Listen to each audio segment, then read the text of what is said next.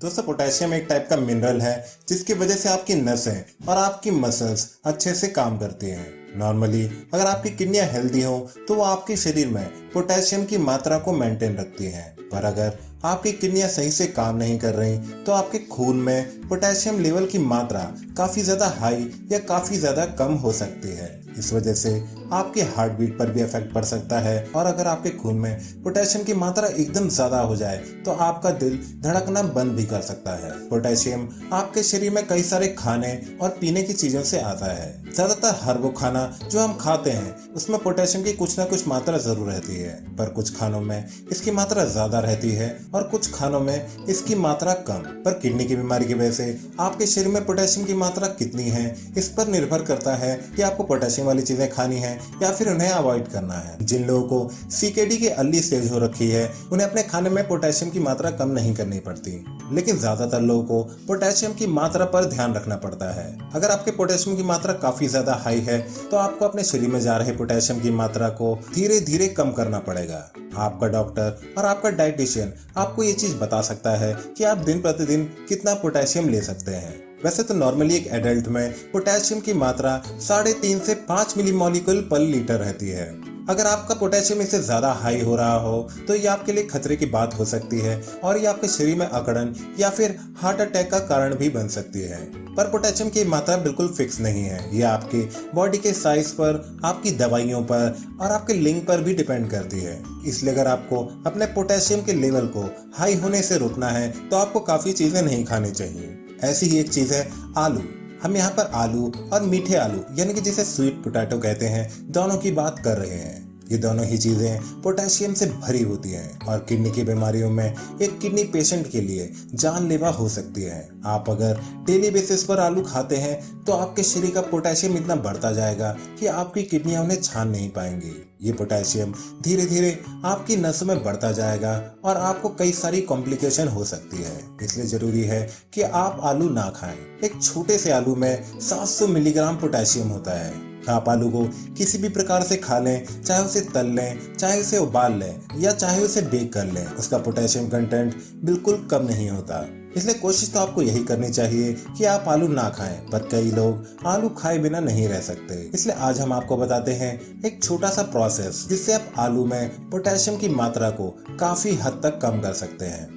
इस प्रोसेस को लिंचिंग कहा जाता है। इसमें आलू से पोटेशियम निकालने के लिए आलू को छोटे छोटे पीस में काटा जाता है। ये छोटे छोटे पीस पतले भी होने चाहिए या फिर आप इन्हें घिस सकते हैं। ऐसा करने के बाद आपको आलू के इन पीसेस को पानी में भिगो के रख देना है। 2-3 घंटे के लिए आलू को भिगो के रखने से इसमें पोटेशियम की मात्रा काफी कम हो जाती है, लेकिन तब भी भारी मात्रा में पोटेशियम उसमें रह ही जाता है। इसलिए इसके बाद आप ये करें कि आप 10 मिनट के लिए एक बड़े से बर्तन में पानी भरकर आलू को 10 मिनट के लिए उबाल लीजिए और इसे उबालने के बाद उसका पानी फेंक दीजिए। इससे पोटेशियम की मात्रा बहुत ही ज्यादा कम हो जाएगी। लिंचिंग का ये प्रोसेस आलू खाने से पहले आप हमेशा इस्तेमाल कर सकते हैं और करना जरूरी भी है, क्योंकि मजे मजे में खाए गए आलू आपके लिए जानलेवा और जहरीले बन सकते हैं। ये तो हुई कच्चे आलू की बात, पर आपको और भी किसी तरीके के आलू नहीं खाने हैं। आप ये ना कीजिए कि आप बाहर से फ्रेंच फ्राइज, आलू की टिक्कियां और ऐसे ही चीजें जैसे कि चिप्स वगैरह ना खा रहे हो। इनमें पोटेशियम के साथ सोडियम की मात्रा भी बहुत ज्यादा रहती है। साथ ही साथ इसमें प्रिजर्वेटिव होते हैं जो पोटेशियम के साथ मिलकर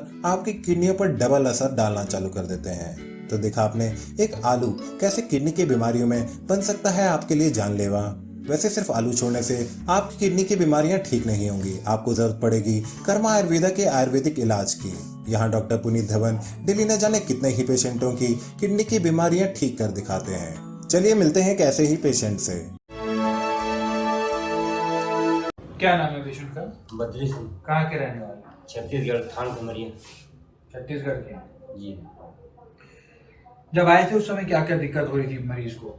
उस समय वो किडनी में परेशानी थी, पेट में कहते वो खाना भी नहीं खाता था, यही परेशानी था सर। बिल्कुल नहीं खा रहा था? बिल्कुल नहीं खाता। फल फूल खा करके 2-3 साल से वो अपने रायपुर में इलाज करा रहा था, तो डॉक्टर लोग बता रहे थे कि नॉर्मल है और दवाई भी चल रहा था।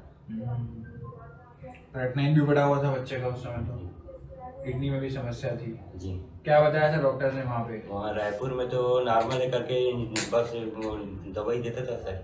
अच्छा। टेबलेट और टानिक पानी देता था, तो फिर भी तभी हर महीने 1 महीने 2 महीने में आते जाते रहता था इलाज कराने, चेक कराने, वो चेक कराओ, वो चेक कराओ। अच्छा, जी सर। तो अभी तो इस तरह की कोई दिक्कत नहीं हो रही? अभी तो कम। क्या क्या फर्क पड़ा है?